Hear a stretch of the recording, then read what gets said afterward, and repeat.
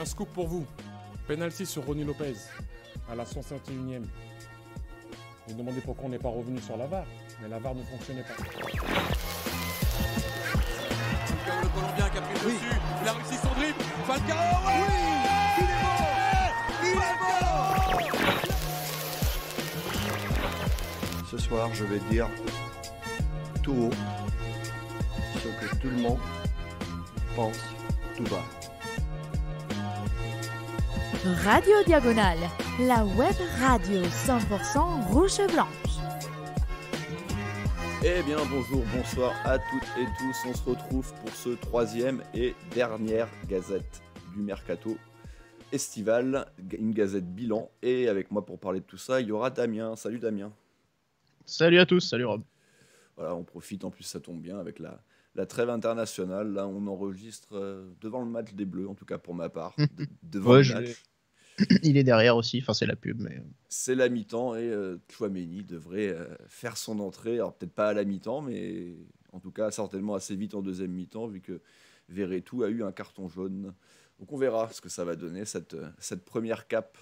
Bon bah Damien, voilà, comme je le disais, Mercato terminé. On va commencer par l'actu chaude, même si bon, il ne s'est pas passé non plus grand-chose de bien passionnant. Il y a eu quand même quelques mouvements, quelques départs, et c'est le titre, hein, le loft s'est vidé ou presque, parce qu'évidemment il y en a un dont on n'a pas réussi à se débarrasser, mais dans les derniers jours du mercato, il y a quand même eu quelques départs. Oui, après c'est vrai que selon où on place le curseur, en tout cas moi là où je le place, c'est pas forcément la fin de mercato que j'espérais, même si elle était prévisible. Qu'on se débarrasse d'un certain nombre de joueurs, c'était tout à fait logique. Aujourd'hui, d'ailleurs, on a fortement réduit le groupe professionnel. On est à 27 joueurs aujourd'hui dans le groupe pro. On est en dessous des 50 contrats professionnels en comptant tous les joueurs, tous les jeunes joueurs, ceux qui sont en réserve et dans les catégories de jeunes. Donc il y a un gros travail de dégraissage qui a été fait, mais à quel prix, ou plutôt j'ai envie de dire à quel non-prix? Ça sera justement la partie 3, débat. Oui, tout à fait. Voilà. Mais ouais, effectivement, moi j'attendais peut-être un peu plus d'ambition de la part du club dans le recrutement en tout cas. Donc voilà, c'est un petit peu là que je donnerai mon avis, en tout cas sur ce pourquoi je suis pas forcément très satisfait, pas super excité quoi. Ouais, bah dans les tout derniers jours, juste quand même pour en parler rapidement au niveau des départs, si je dis pas de bêtises, il y a eu Barreca, ça s'est vraiment fait sur la fin. Il y a eu Keita Baldé aussi. Oui, qui est parti. Barreca, il est parti à Lecce. Lecce, c'est ça. Un prêt. On a Keita Baldé qui, on en reparlera évidemment parce que c'est peut-être le cas qui fait un peu le plus polémique, qui est parti à Cagliari pour 0 avec un pourcentage à la revente de 25%. Rappelons qu'on l'a acheté 30 ans. Donc, oui, et puis quand on voit les transferts de certains joueurs, je veux bien que ce soit que ce soit un mec qui soit en perte de vitesse, mais quand même, vraiment, 0, il vaut rien, il vaut plus rien, plus du tout. C'est un peu étrange, mais bon. On a eu également Goebbels en prêt. Tout à fait.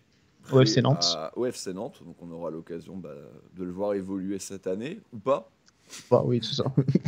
Bon, à Nantes, a priori, il a peut-être sa chance. Plus de possibilités pour au moins se montrer. Après, s'il n'est pas bon, ça sera un autre débat. Mais ils ont gardé Kolo Muani en plus, qui était potentiellement sur le départ. Donc à voir comment ça va se passer pour lui. Pellegrini, je ne sais plus si vous en aviez parlé ou pas la semaine dernière. C'était déjà fait, ouais, d'accord. Ça venait de se faire, ouais, prêt avec option d'achat de 6 millions, tout comme Goebbels d'ailleurs. 6 millions également sur son option d'achat. Pareil pour des joueurs achetés donc 20 millions, des erreurs de casting, hein, très clairement. Les deux, mais encore une fois, on en a tellement parlé de deux que techniquement, en plus, ils sont toujours au club. Hein, on s'en est pas encore débarrassé, donc on verra bien si c'est le cas ou pas. Voilà, je pense qu'on a fait le tour, en tout cas, de ce qui s'est passé dans les derniers jours. Il y en a encore deux. C'est le Serrano qui a été qui a vu Moussa, son contrat rompu. On rappelle, il avait fait un essai à Brest, si je me rappelle bien, qui n'avait pas été concluant. Donc, la seule solution, c'était de s'en débarrasser, visiblement. Et Anthony Moussaba, qui a été également prêté à Heerenveen, c'est ça, si je dis pas de bêtises. Ouais. Aux Pays-Bas. Donc voilà, là c'est un prêt par contre qui n'est pas sorti d'option d'achat. Et Tchouaméni est bien rentré à la mi-temps, hein, petit aparté d'actualité, mais il a remplacé Thomas Lemar, qui, il est vrai, n'avait pas fait une grande première mi-temps, avait été un peu fautif même sur le Il est but, nul, comme dirait Boris. Sur ce coup, sur la première mi-temps, on peut constater qu'il n'a pas marqué beaucoup de points. Voilà. Donc très clairement, voilà, à Tchouaméni de se montrer intéressant. Donc voilà, je pense qu'on a fait le tour du coup, Moussaba et donc Serrano, qui étaient les deux derniers petits mouvements. Donc on va pouvoir maintenant faire un bilan plus large de ce mercato. Déjà très rapidement avec le bilan des départs et des arrivées, la balance malgré tout est négative d'un peu plus de 18 millions, alors qu'en termes de nombre, il y a quand même beaucoup plus de monde dans la partie droite du visuel que dans la partie gauche. Ouais, mais en même temps, voilà, il suffit de voir aussi les prix, par exemple, de Myron Boadou, c'est 17 millions d'euros à peu près. Jean Lucas, c'était 11 millions d'euros. Je crois même que c'était évoqué de 12 ça, et avec aussi un pourcentage même à la revente sur une éventuelle plus-value. Ouais. Donc c'est vrai qu'on est, on est quand même sur des montants assez élevés. Et puis, ce qu'on disait, nous, le problème de notre côté, c'est qu'il y a beaucoup de départs en prêt, hein, il y en a 7, ce qui est du coup plus de la moitié des, quasiment un bon tiers des départs. Oui. Il y a aussi au même nombre, c'est des joueurs libérés et on parle quand même, par exemple, dans le lot, il y a quand même un mec comme Jovetic, par exemple, qui arrive en fin de contrat. Et puis dans les joueurs vendus, on se rend compte qu'il n'y a pas grand monde. Il n'y a pas grand monde qui possède une vraie valeur marchande. Ballo Touré et Onyekuru sont les deux principaux. Je trouve qu'on s'est pas trop mal débrouillé sur les ventes de Biancone et Mio pour des petits jeunes qui ont assez peu montré de choses finalement, et même Gilles Dias d'ailleurs. Voilà, je pense que pour un mec qui a autant tourné, mine de rien, c'était presque inespéré de récupérer de l'argent dessus en fin de compte. Mais voilà, un Keita Baldé, un Jorge. Ne pas récupérer d'argent sur ces types-là, c'est un peu embêtant parce que ils ont quand même. On a l'impression qu'ils continuent d'avoir une certaine cote, en tout cas d'intéresser certains clubs. C'est pas pour le coup comme des Pelé, par exemple, qui lui n'a pas encore été liquidé. Voilà, c'était un peu lui qui reste. Un mec comme ça, visiblement, il n'a pas l'air d'intéresser beaucoup de monde, tandis qu'un Keita Baldé, il y a quand même régulièrement des clubs qui font valoir un intérêt. Un Jorge, il a toujours réussi à trouver un point de chute lorsqu'on l'avait prêté, et pas des points de chute les plus dégueulasses. C'était Porto, c'était le FC Bâle, Santos au Brésil, qui sont pas non plus des clubs totalement obscurs. Donc c'est quand même un peu étonnant qu'on n'ait pas réussi à trouver des accords pour ces joueurs-là, quand même un peu plus intéressants financièrement. Ouais, c'est vrai que c'est assez surprenant, assez décevant, ne serait-ce que récupérer une partie de l'argent qui avait été investi sur ces mecs-là. Évidemment, encore une fois, Baldé, c'en est le cas le plus démonstratif de tout ça, des différentes pertes faites sur ces différents joueurs. Jebel, c'est Pellegrini, c'est pas encore le cas, mais ça va sans doute également se transformer aussi en ça. Donc c'est vrai que on en parlera dans la catégorie Mitchell, mais il avait pas mal de boulets à se coltiner, d'anciens mercato mal réalisés. Est-ce qu'il s'en est vraiment bien sorti ? On en discutera justement un petit peu après. Ce mercato, si tu devais l'évaluer globalement et rapidement, tu devais même lui mettre une note sur 10. C'est ce qu'on avait fait l'année dernière. Je crois que globalement, l'an dernier, on s'était tous plus ou moins mis d'accord sur des notes entre 6 et 7. D'accord. Un ordre d'idée. Pour ce qui est de ce mercato 2021. Ouais, Je vais mettre un 6 sur 10 en étant sympa, ou en tout cas en valorisant un truc, c'est le fait qu'on ait gardé tout le monde. Même si le fait de garder tout le monde, pour moi, et au vu de la saison qu'on vient de faire, c'est pas censé être un exploit non plus. C'est-à-dire, la saison n'était pas telle qu'on pouvait s'attendre à un exode massif de nos meilleurs joueurs. On pouvait avoir une petite crainte après l'élimination en Champions League, enfin en barrage, pour Ben Yedder, pour Tchouaméni par exemple. On a l'impression que finalement ça a été très calme. Tchouaméni, on voyait, oui, ça prépare des offres, mais visiblement, on ne sait pas si ça a été très concret. Ben Yedder, on n'a pas entendu grand-chose dessus en fin de compte durant ce mercato. Donc, on a gardé tout le monde. C'est le point positif, c'est-à-dire qu'on offre aussi, à Kovac et à ce groupe de la stabilité, de l'occasion justement d'affiner aussi ce qui a été construit depuis l'année dernière, ce qui a été mis en place depuis l'année dernière. Donc c'est positif et c'est une bonne direction qui a été prise. Maintenant, à la hauteur, le mercato à la hauteur de nos ambitions, de nos objectifs, peut-être qu'il faudrait voir quels sont finalement nos vrais. Voilà, mais quels sont nos vrais objectifs aussi? Est-ce que justement les besoins ont été comblés pour les atteindre? Ça, j'ai l'impression que c'est pas toujours le cas. Et les joueurs qui ont été pris, on va forcément attendre un petit peu avant de juger définitivement, mais on n'a pas forcément l'impression d'avoir pris des joueurs capables de soit s'imposer directement ou de véritablement renforcer l'équipe. Moi, j'attendais surtout des renforts, des mecs, notamment en défense, au poste de gardien, des mecs qui soient capables de faire immédiatement la différence. C'est ça. Pas de mecs qui soient bons dans 8 mois. C'est très bien s'ils sont bons dans 8 mois, mais je pense qu'on a des...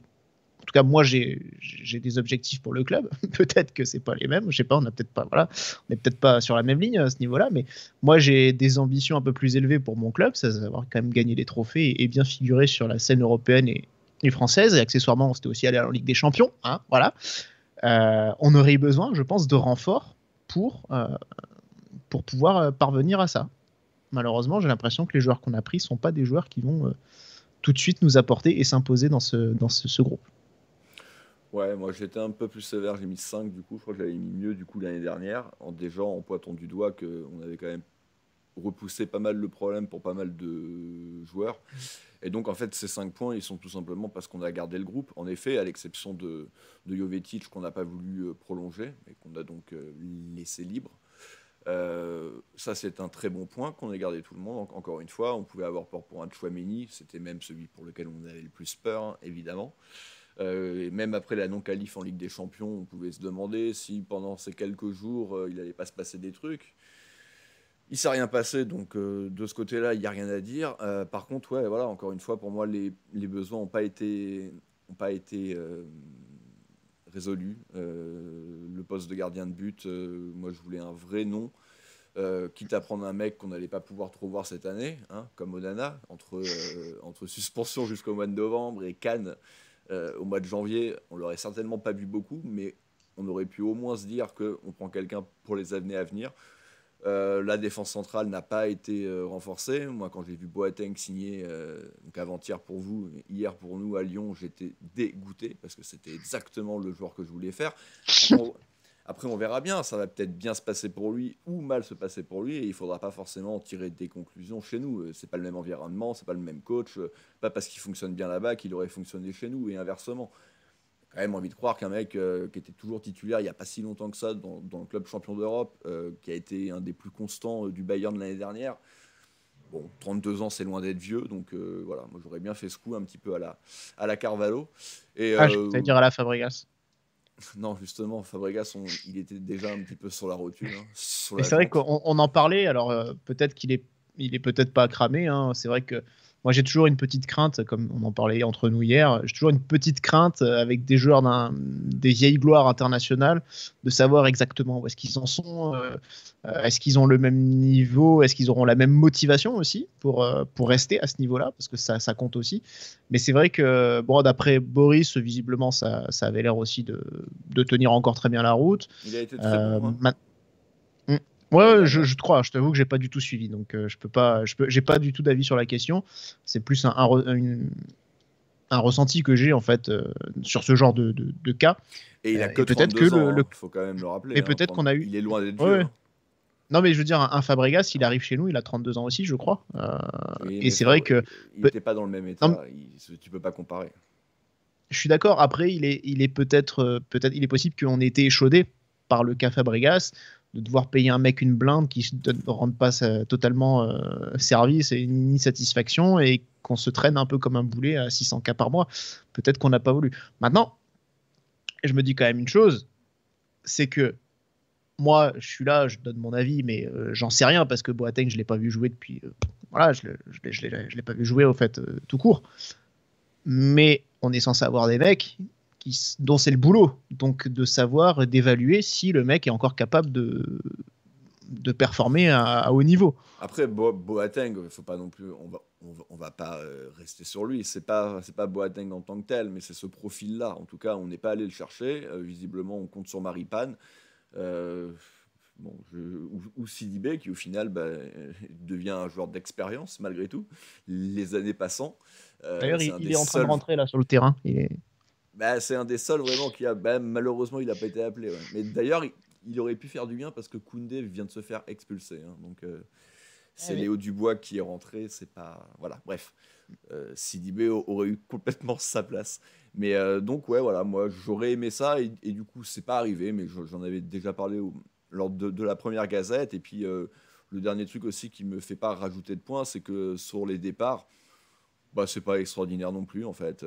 Il y a eu du chiffre, il y a eu du nombre, mais il y en avait tellement. Et puis il faut quand même rappeler encore une fois que ça s'est fait sur 2 ans et que c'est pas encore fini. On dit il reste que Pelé. Non, techniquement il en reste 7 autres, hein, parce que les 7 prêtés.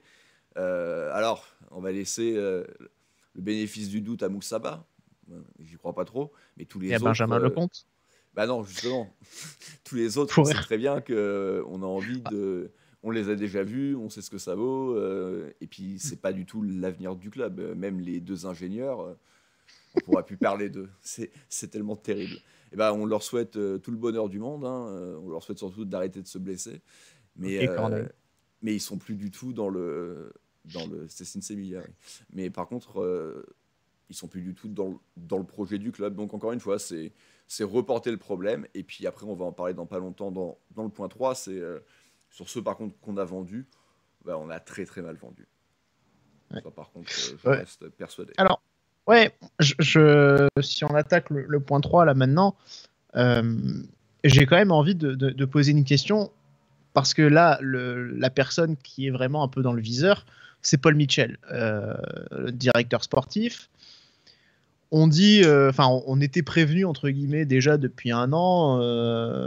Molina l'avait déjà tweeté au mois de juin 2020 en disant ouais, c'est un très bon mec dans le scoutisme. On pourra faire un petit débat ensuite pour les en scouting, pardon. On pourra faire un petit. Je crois que c'est autre chose. Scoutisme, c'est pas la même ambiance. Il est peut-être très bon aussi, hein, mais bon, ça, on n'a pas les infos là. Ouais, ça on sait. Mais on pourra parler tout à l'heure des recrues, hein. On pourra faire un petit point sur ça quand même. Mais on sait qu'il visiblement il est très bon là-dedans, mais par contre il sait pas vendre. Bon, très bien. Mais il me semble que à la grande époque de Vadim Vassiliev, à la grande époque des plus-values et des transferts à gogo, il me semble que c'était pas le directeur sportif qui s'occupait de vendre, c'était plutôt Vassiliev qui avait véritablement un vrai don là-dedans. Que fait Oleg Petrov du coup? Ma question, c'est-à-dire, est-ce que c'est pas lui aussi qui est un peu responsable de ça finalement, de ne pas être capable de vendre mieux les joueurs?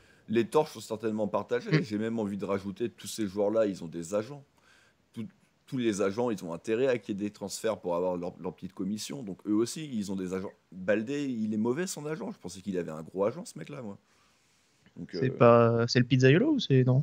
Si c'est lui, il aurait réussi à le refourguer à c'est chelou, ouais, c'est vrai, c'est bizarre. Quand tu vois que Lyon, encore une fois, alors je suis désolé, on va reparler de Lyon, mais quand tu vois qu'ils arrivent à refourguer Maxwell Cornet à quasiment, je crois que c'est 17 ou 18 millions. Merde. 17, ouais. Pas déconner quand même. Ouais. Ouais, non, Là, mais... il non, y mais je avait suis quand même d'accord. moyen de faire un peu mieux. Encore une fois, on ne serait jamais retombé sur nos pattes avec Keita. Les 30 millions, on pouvait oublier. Mais de là à faire un 0 plus un 25% revente, Ouais, non, c'est quand même très étonnant parce que, voilà, c'est encore une fois, c'est un joueur fallait le qui arrive garder à à ce garder une moment-là. certaine cote. Ouais, mais voilà, il arrive à avoir une certaine cote, mine de rien. Et je me dis, voilà, quand tu vois un Maxwell Cornet 17 millions, à quel moment, pourquoi un Keita Baldé, il en vaudrait pas 5 ou 6 c'est minimum. Enfin, on a Non, vendu pareil si au Cornet, Onyekuru. si Cornet il en vaut 17, Baldé il en vaut au moins 17. Il est au Oui, moins. Enfin, en soi, oui, je suis d'accord avec toi, mais ce qui me choque, c'est que du coup, de 17, on passe à rien. Je c'est dirais même ça. un mec comme Onyekuru qui fait rien depuis 3 ans, on arrive quand même à le revendre entre 5 millions, à peu près de 5 millions. Un petit peu moins, ouais. Bah, peut-être qu'il y a un petit peu de bonus, mais 4,5. Ouais. Ouais. Donc c'est très étrange. Alors après, pour ce qui est des agents, je me doute que ces mecs-là, ils se sont arrangés différemment. Hein, de petits pourcentages sur la prime à la signature, parce que transfert libre, parce que machin. Bien sûr, bien T'inquiète sûr. pas que le billet, ils l'ont pris autrement. De même que Enfin, on sait beaucoup avec les mandats club maintenant. Molina en parle beaucoup de ça, justement, des mecs qui se greffent par-dessus, tout ça pour récupérer là aussi un petit billet à chaque fois. T'inquiète pas, je pense que eux, ils ont mangé dans tous les cas, mais nous, non, par contre. Après, Non, voilà, pour moi, c'est quand même un petit bémol. Mais après, c'est vrai que tu parlais donc de l'époque Vassiliev. Et pour le coup, c'est vrai qu'on vendait très bien. Alors, on a vendu aussi des excellents joueurs. Hein, parce que dire, on peut toujours débattre. Est-ce qu'on n'a pas vendu un petit peu cher Thomas Lemar et que peut-être que Fabinho lui valait plus. Enfin bon, on les a quand même tous très bien vendus. Mais on a aussi réussi à vendre du Carillo ouais, voilà. à plus de 20 millions. On a réussi à retomber sur nos pattes avec un Diakabi. Après, la différence, et j'en avais parlé aussi pendant la première gazette, Guézal c'est qu'en aussi. fait, tout ça, c'était de la magouille justement avec les agents, c'était que des mouvements financiers. Et au final, ok, tu étais content parce que tu avais réussi à douiller quelqu'un en mettant 20 millions Carillo et tu prenais 20 millions Goebbels. Donc en fait, le bout du bout, voilà, eux, ça leur fait plaisir parce que ça leur fait plein de mouvements, ça leur fait plein de commissions. Mais pour le club, en fait, il n'y avait aucun intérêt. Donc là, c'est vrai qu'on est un petit peu dans, presque envie de dire, dans l'extrême inverse, c'est qu'on recrute précis. Alors, est-ce que c'était une bonne précision? Malheureusement, ça, pour l'instant, je n'en suis pas convaincu. Mais par contre, on vide bien, on réachète pas n'importe comment et dans tous les sens, mais on aurait peut-être pu récupérer une petite quinzaine de millions en plus. Après, il ne faut pas oublier qu'en plus, on ne s'est pas qualifié en Ligue des Champions, donc une trentaine de millions. Et puis, Ça manque de gagner. et puis Bappé, il ne faut pas l'oublier aussi. Au final, Bappé, ça va devenir un mec qu'on a prêté à notre rival un an pour 145 millions. C'est plus 180. Hein. À moins qu'ils arrivent à le faire rester, mais bon. Pour le moment, Ouais, il non, part libre et donc ouais. c'est plus 180. Et puis c'est pas non plus 180 plus 35 comme certains peuvent croire. Non, non, c'était 145 Non, non, et on attend les 35. c'est ça. Et on les attendra un petit moment, je Donc pense. t'imagines tout ça, ça fait 70 millions plus des mecs qu'on n'a pas bien vendus. Bon, bah voilà. Il faudrait que Romain Fèvre soit vendu à combien pour avoir 35 millions? Ah non, on doit avoir 20 ou 25%, donc non, là, Ouais, je crois que il me semble que le transfert qui était évoqué c'était à 20. Milan, c'était autour de 15-20 et Ouais. je crois on pouvait récupérer dans l'eau 3 millions à peu près. Ouais, ce Donc, qui aurait été très bien, ce qui aurait ça aurait été été une bonne top. opération. Bah, disons que ça aurait été mieux que les ventes de Mitchell en fait. Je je disais Bah, c'est ça un en peu plaisantant, le pourcentage à la revente de Romain Fèvre nous aurait rapporté plus que les ventes de Stanley. Mais pour en terminer là-dessus, après, quelle est l'influence là-dedans de la situation sanitaire du Covid, qui a impacté la situation économique des clubs? On a l'impression qu'il n'y a quand même pas eu de grosse folie non plus sur ce mercato-là. Bah, pas en Angleterre. Hein. En Voilà. Angleterre, pour eux, c'était un mercato normal. Hein. Mm. Ils ont Ouais, claqué du coup, autant de thunes que d'habitude. Après, c'est vrai que ça a été un mercato assez fou.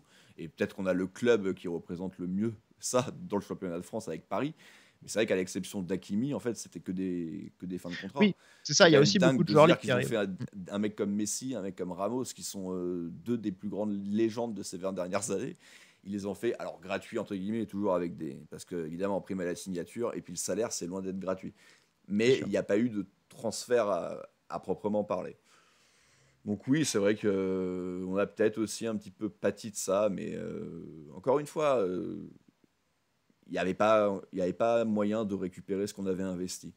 Mais de là à récupérer, je Non. crois que c'est 17 ou 16 en tout, là, sur tous les mouvements, sachant qu'il y a 5 pour Ballot et 5 pour Onyekuru, donc on va dire, bah, à eux deux, ils font plus de la moitié. Bon, voilà. Ouais. C'est Après, un petit peu moi, décevant, tout de même. Est-ce que on a après l'autre question, je me demande, c'est est-ce qu'on a vraiment cherché à les vendre ou on s'est pas dit allez maintenant ça suffit, il faut s'en débarrasser coûte que coûte quoi, tu vois. Est-ce qu'on s'est pas dit tant pis si ça part pour Ah ouais, en gros, c'est que pour t'as pas envie de bosser, 3 quoi. mars et Ah bah, t'as pas envie de... Ouais, mais en gros, c'est ça. C'est Ouais, mais- bon, on va pas se prendre la tête pour gagner 5-6 millions à droite à gauche. On va partir en vacances. Bah, ouais, non, et puis je sais pas. on va vendre des places en première pour Marseille à 80 €. Ah, arrête, Boris. Dédicace à Oui, Boris. bah oui.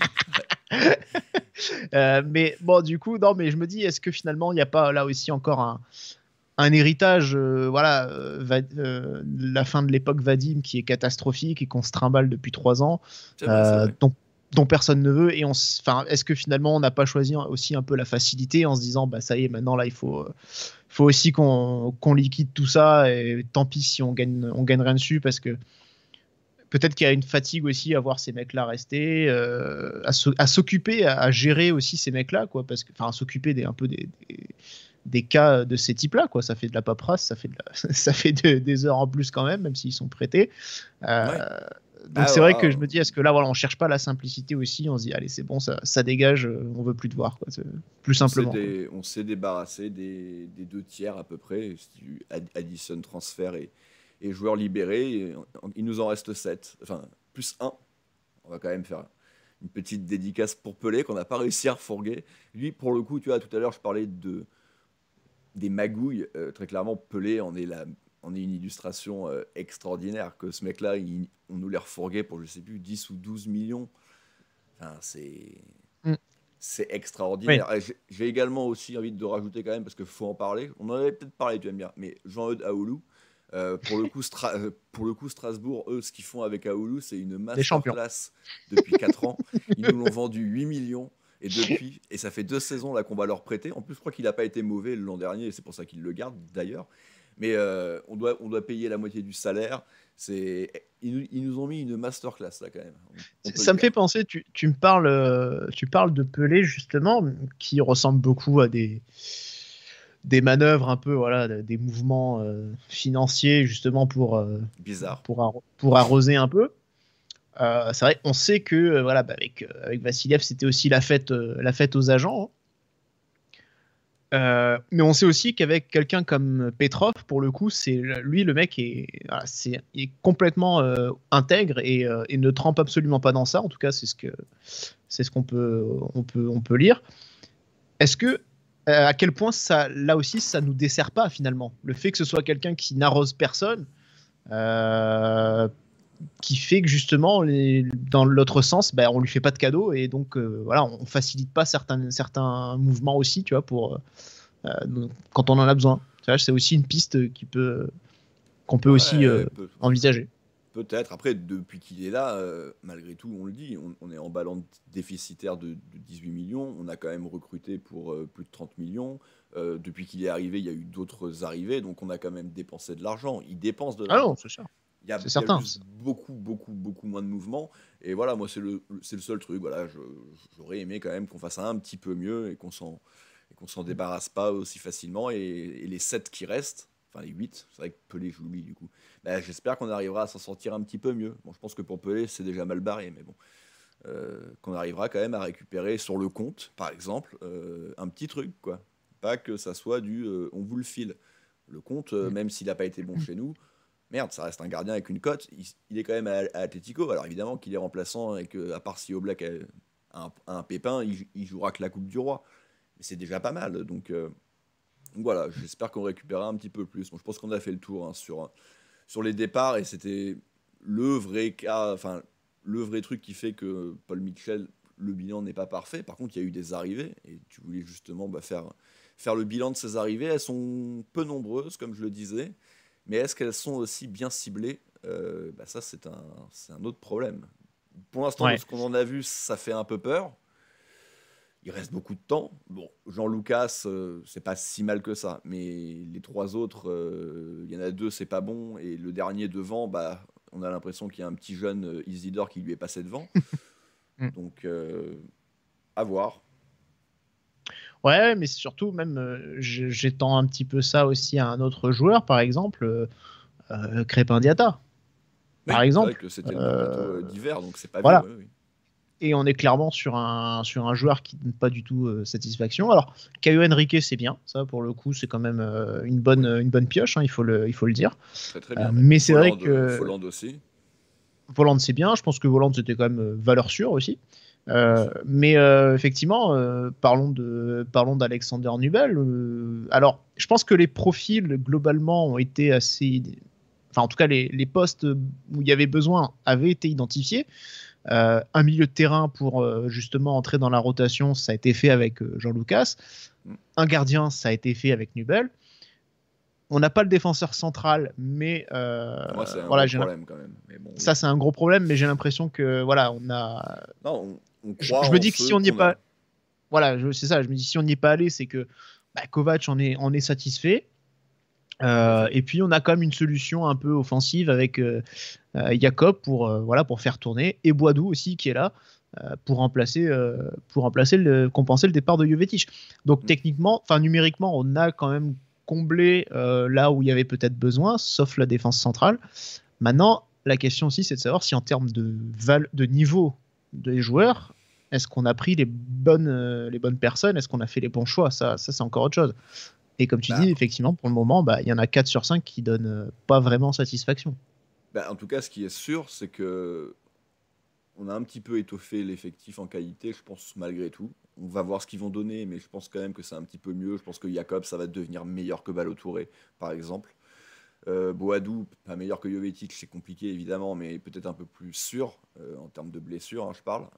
C'est vrai que Jovetic a quand même été le gros souci avec lui, hein, même si ça s'est plutôt fini sur une bonne note, à part la toute fin où il s'est refait mal. Mais c'est vrai que l'année dernière, il a quand même beaucoup joué. Pour un joueur comme lui, c'était même étonnant qu'il arrive enfin à refaire une saison à peu près pleine. Mais là, il s'est reblessé encore le week-end dernier, donc tu vois. Oui, c'était le bon choix, quoi, très clairement. Je pense aussi que c'était le bon choix. Mais du coup, donc on a pris surtout des recrues en fait pour la rotation, pour le banc. Et alors qu'il y avait quand même 1 ou 2 endroits où il fallait prendre des titulaires. Et pour moi, il y a même 2 endroits, c'est gardien et défense centrale. Et le gardien, ça a été fait, mais pour moi, on n'a pas pris un vrai titulaire. On a pris juste un mec à peu près du même niveau que les autres, et puis on verra bien ce que ça donne. Et en défense centrale, on a tout simplement pris personne. Donc tous les postes sont doublés, oui. Maripane, Badiachil, Sidibé, on peut faire confiance.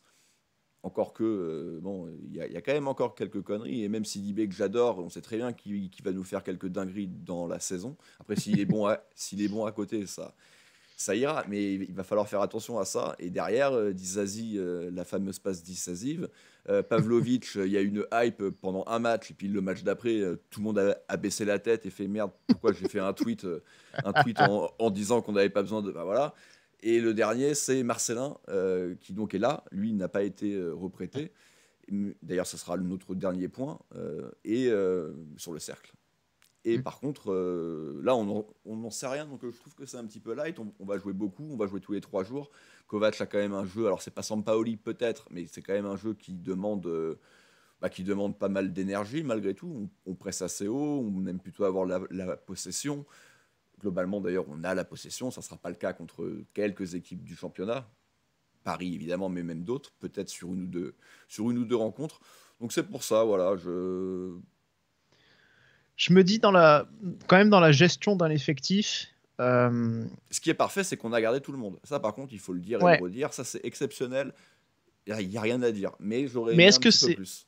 Est-ce que c'est pas difficile sur un groupe qui a quand même donné vraiment satisfaction l'an dernier en termes de gestion, et là je parle vraiment plus de gestion humaine, est-ce que c'est pas compliqué d'amener un titulaire, quoi, tu vois, comment ça peut être perçu, tu vois, le fait que visiblement ce qui en est ressorti, c'est que la présence de Nubel à la place de Lecomte, bien que Lecomte soit pas irréprochable, loin de là, mais le fait qu'il n'y ait pas de concurrence installée entre les deux, le fait que Kovac ait décidé et imposé ça de son plein gré. Bon, ce qui est normal, c'est le coach aussi. Mais il faut rappeler que Lecomte s'est blessé aussi au bout de 20 minutes de son premier match. Hein. Ce qui, je pense, l'a bien arrangé. Kovac a dit, le gardien sera celui qui jouera à Ligue des Champions. Et puis Lecomte s'est pété. Je ne sais plus si c'est juste avant ou juste après, mais... Ouais. Je crois que c'était juste je pense après, que ça lui a... Il aurait quand même pas dit ça après, Kovac. Enfin, tu vas me dire peut-être. Ça lui a réglé ses problèmes aussi, d'une manière ou d'une autre, je pense. Mais des retours, des remontées qu'il y a eu, c'est que visiblement, ça a pu un petit peu causer quelques frictions. Ou... Voilà, non mais c'est ça. Et je pense que c'est... Quel vestiaire. Je suis d'accord. Mais c'est l'équilibre assez délicat justement de cette gestion-là, de savoir est-ce que tu amènes quelqu'un, je vais dire, au milieu de terrain entre Tchouaméni, Fofana, et t'amènes quelqu'un qui vient prendre la place de titulaire à Fofana. Déjà que Jean-Lucas a commencé aussi la moitié des matchs, tu vois, et on se demande si ça peut pas aussi occasionner à un moment donné des petites tensions, et voilà. Et on sait qu'on a un groupe qui vraiment vivait très bien l'année dernière, qui a vraiment très bien avancé ensemble. Donc c'est peut-être un peu le truc très subtil et très difficile à trouver de garder la même cohésion et en même temps d'apporter des renforts. Bon, on a fait plus le choix de retouches avec des options pour la rotation que véritablement de renforts du coup. Ouais, je suis d'accord, je vois où tu veux en venir, mais encore une fois, moi au final je parle que d'un mec, hein, je parle que d'un titulaire, je parle d'un défenseur. C'est pas comme si il fallait expliquer à Fofana, à Folland, à Golovin, je sais pas, à Sidibé, enfin à la moitié de l'équipe qu'en fait ils avaient pris. Non, c'était pas ça non plus mon propos. L'équipe de l'an dernier, elle est très bien, mais on a vu ses grandes limites, et ces grandes limites, elles étaient simples, c'est qu'on avait une passoire au but. Même si la fin de saison était un poil mieux, mais bon, voilà. Et on avait surtout des erreurs défensives régulières et qui nous ont coûté très très cher en début de saison, qui nous ont coûté très très cher en finale de Coupe de France, qui nous ont coûté très très cher là, pendant ces quelques semaines. Ça commence à faire beaucoup de très très cher. Hein. Thierry Henry, il a essayé d'expliquer les trucs à Golovin. Ça s'est mal fini pour lui. Ouais. C'est pas faux, mais après, bon, les résultats étaient également bien moins bons. Hein. Oui, non, bien sûr. Mais Golovin, donc, voilà, parler de ça. Bon, mais non. Mais je suis d'accord. Mais après, c'est toujours pareil. C'est justement, aujourd'hui, un garçon comme Badiachil, c'est un joueur sur lequel, visiblement, il y a 2 ans, on avait refusé pas mal d'offres. D'ailleurs, très étonnant cette année, visiblement, il n'y a pas eu grand-chose sur lui. Pas entendu, alors qu'il fait sa meilleure saison en fin de compte, sa saison la plus pleine avec nous. C'est peut-être qu'on a fermé aussi tout de suite, alors que l'année dernière on avait peut-être entrouvert quelque chose. Peut-être, ouais. Mais un joueur aujourd'hui comme Maripane, bon, tu sais que j'aime pas trop, tu partages cet avis-là aussi, mais qui est revenu en grâce en 2021, qui s'est vraiment imposé dans le 11 titulaire, qui est devenu le patron un peu de la défense pour Kovac. C'est peut-être compliqué aujourd'hui de dire voilà, en fait toi tu dégages et on va te remplacer par lui, par Boateng par exemple. Oui, après ça peut aussi amener aux autres un petit peu de vraie concurrence, ça peut te faire un petit peu bouger le cul, parce qu'au bout d'un moment, si on demande de la concurrence, c'est pas parce que justement on trouve que nos titulaires sont impériaux, c'est justement parce qu'ils ont des soucis. Donc c'est aussi peut-être pour leur bouger un petit peu le cul. Et puis après, si toi en tant que joueur professionnel, tu te dis bon Boateng arrive. Encore une fois, je parle de Boateng. De toute façon, on peut pas signer. Déjà, c'est très très haut. Tu peux pas signer un défenseur central dans la force de l'âge qui est international français ou italien. Ça on peut pas. Mais t'es Maripane, tu vois Boateng arriver, tu te dis plutôt je vais bosser pour continuer à être titulaire. Et puis il y en a quand même 3 des places. Donc pourquoi ça serait ma place? Donc ouais, moi j'aurais aimé qu'on fasse un gros coup en défense. Encore une fois, je trouve qu'on a beaucoup de compétitions cette année et j'ai peur que l'an dernier, que l'an prochain, là, on perde vraiment quelques joueurs clés et que du coup, il faille un petit peu reconstruire. Ouais. Et, on n'ait pas profité aussi un peu de... Mais bon. Voilà, je pense que là, on a une fenêtre, pas une lunette, on a une fenêtre d'1 an, je pense, déjà exceptionnelle. On a gardé tout le monde, j'y crois pas 2 ans de suite. Ouais. Non, peut-être pas, effectivement. Ça va dépendre de cette année. Là, moi, encore une fois, je trouve que c'était pas un exploit de garder tout le monde cette année. Je veux dire, il n'y a pas eu un exploit européen. Je veux dire, en tout cas, il n'y a pas eu une épopée européenne. Il n'y a pas eu une compétition internationale où nos joueurs se sont mis en avant et ont tout explosé, comme un certain Rames, par exemple. Donc, il n'y avait pas forcément les gros facteurs qui te font basculer. Il y a eu un bon championnat. Il y a eu un bon championnat. Voilà, exactement. Et il y a eu ça, je une pense finale que c'est important. de France. Une finale. Non, mais il y a eu aussi 2 vraies belles perfs. En tout cas, une vraie belle perf, parce que le match aller, bon, c'était un peu particulier. Contre le PSG, et pour le coup, c'est marquant aussi, je pense. Oui, Enfin, mais ça aurait voilà, pu l'être, en tout cas. Mais je trouve que pour certains, notamment Tchouaméni en l'occurrence, c'est pas encore suffisant pour aujourd'hui se dire ce mec-là, on va tout faire pour l'attirer et on va pas pouvoir le garder en fait. C'est pas suffisant encore pour moi pour ça. Maintenant, effectivement, si la saison prochaine, cette saison-là, il y a un beau parcours en Europa League, s'il y a un bon championnat, tout ça. Alors oui, et l'équipe de France qui arrive pour lui aussi, puisque là, voilà, il fait sa première ce soir. Oui, peut-être qu'effectivement, là, ce sera plus difficile de le garder, quoi. Mais je pense que voilà, je considère vraiment que c'est pas un exploit d'avoir su garder tout le monde.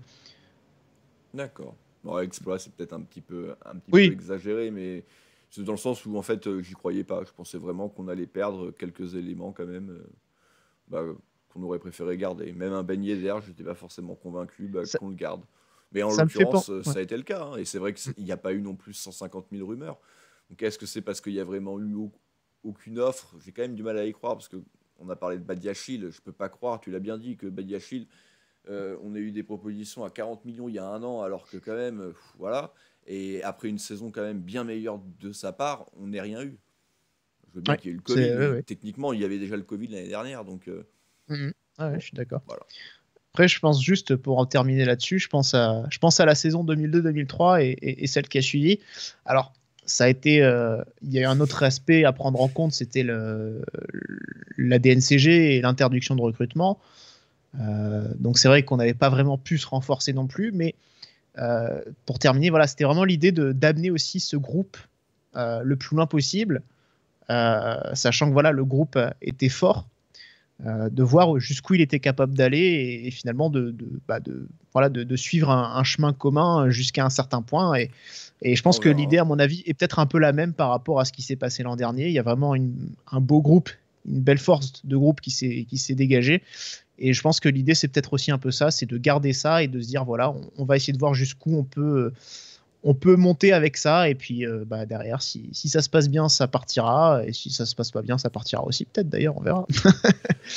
On verra. Mais je pense qu'il y a un peu de ça.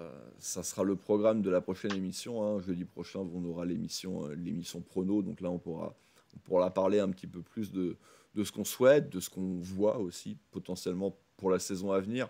Mais moi, je pense qu'au final, ça sera un groupe où on aura beaucoup de regrets, où on n'aura rien gagné avec, alors que je pense qu'il y avait vraiment possibilité d'aller chercher un mieux en championnat l'an dernier, parce que Paris, cette année, je le vois gros comme une maison, ils vont juste être absolument injouables. Donc c'est déjà mort. La coupe peut-être, mais on a eu quand même une vraie bonne opportunité l'année dernière contre un PSG qui était quand même loin d'être exceptionnel. Et pour ce qui est de la Coupe d'Europe, écoute, on peut toujours rêver d'une épopée, d'un gros parcours. De là à la gagner. Il n'y aura pas le PSG normalement. Ça paraît compliqué. Il n'y aura pas le PSG, c'est vrai. C'est vrai qu'après, la meilleure équipe qu'on va jouer de l'année, c'est Paris. À moins qu'un énorme aussi soit reversé en C3, parce qu'il faut quand même considérer Paris top 4 européen maintenant. C'est juste plus possible avec l'équipe qu'ils ont en fait. Puis même les performances, ils sont quand même finalistes et demi-finalistes en titre. Donc ils ont commencé quand même à mettre le coup de tampon sur la feuille. En tout cas, voilà. On va conclure rapidement avec le cercle, Damien. Le cercle n'est plus du tout visiblement dans les projets. On a arrêté tout simplement on est passé encore une fois, on est toujours dans les extrêmes. On a l'impression, on est passé maintenant de peut-être un petit peu trop leur prêter tout et n'importe quoi à en fait on vous prête plus rien du tout. Ouais, et puis en plus visiblement, ils sortent pas, ils font pas non plus un début de saison extraordinaire. Nos amis du cercle, ils sont encore en train de se galérer là après. Je ne suis pas du tout. Ils en sont à peu près au même niveau que nous en termes de. J'allais dire en termes de journée, mais je crois que même en termes de points, à mon avis, ils en sont à peu près au même niveau que nous aussi de toute façon. Donc c'est pas très bon. Mais non, ils ont. Je crois qu'ils gagnent quasiment pas un match de toute façon, et c'est vrai que autant les joueurs qu'on leur a envoyés jusqu'à présent, il y en a aucun. très rarement un ou deux qui s'est distingué. Je pense à Biancone. il y avait Biancone justement. Pavlovic, Je pense- visiblement l'an dernier sortait d'une bonne demi-saison, je crois. C'est certainement pour ça qu'on le garde, hein, d'ailleurs. Possiblement, ouais. Je crois qu'il y en avait un Cardona qui avait pas trop mal, qui s'était pas trop mal débrouillé, mais bon, qui derrière n'a pas eu sa chance non plus.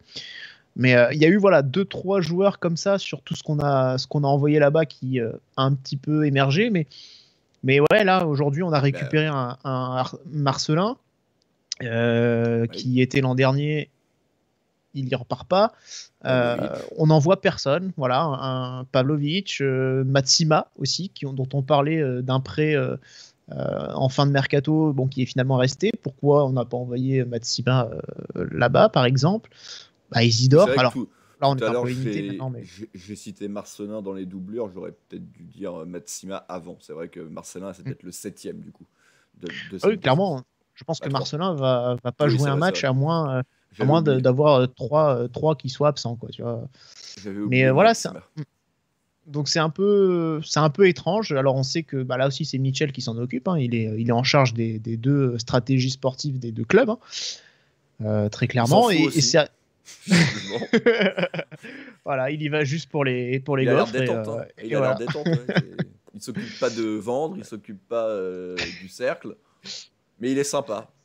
Et voilà. Il a à peu près la classe. Bon, un petit peu moins que notre coach quand même, faut pas déconner. Ouais.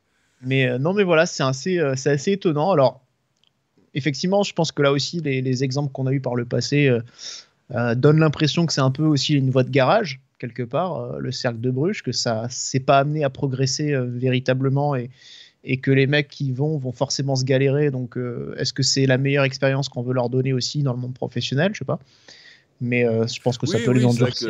C'est peut-être mieux de prêter Goebbels à Nantes, Pellegrini au Milan. Mais bon. Le compte c'est un peu particulier parce qu'il va pas pour s'aguerrir, mais pour être doublure dans un grand club. Ouais. Et c'est vrai que on peut se poser, c'est peut-être mieux, oui, en effet. Au final, peut-être que Goebbels il va faire une super saison avec Nantes et que ça sera bien mieux que si on l'avait prêté là-bas. Hein. Mais du coup, autant s'en débarrasser alors de ce club satellite parce que là, ça sert plus à rien, quoi. C'est vrai que là, en l'occurrence, on peut quand même se demander de l'intérêt de l'avoir si c'est pour, là, cette saison, ne rien en faire. Je pense quand même, mon avis, pour ceux qui sont encore là et qui n'auront pas beaucoup de temps de jeu, ce sera une porte de sortie dans 3 mois là, pour la prochaine fenêtre Mercato. Peut-être un Marcelin qui retournera, peut-être un Matsima qui jouera pas, peut-être un Matazzo, par exemple, je sais pas si jamais il joue pas plus. Ouais, enfin quand même. Ouais, je pense qu'on va en avoir besoin. Il est 4e. Hein, possible. Donc, mais bon, voilà, tu vois, je veux dire, Fabregas alors, si tu veux. Ah putain, ça serait tellement énorme. Ça serait tellement du foutage de gueule. Tu l'envoies à Bruxelles. Si Fabregas est prêté au cercle de Bruges, j'achète son maillot du cercle. Tu l'envoies à Bruxelles, tu l'envoies à Bruges, tu l'envoies en Belgique alors qu'il est sur la côte d'Azur. Ça pourrait être bon, ça. Oh là là. Plus de photos de piscine. Ah là là. Ouais, tu vas me dire, je pense qu'il en aurait une couverte assez facilement. Une intérieure, à mon avis.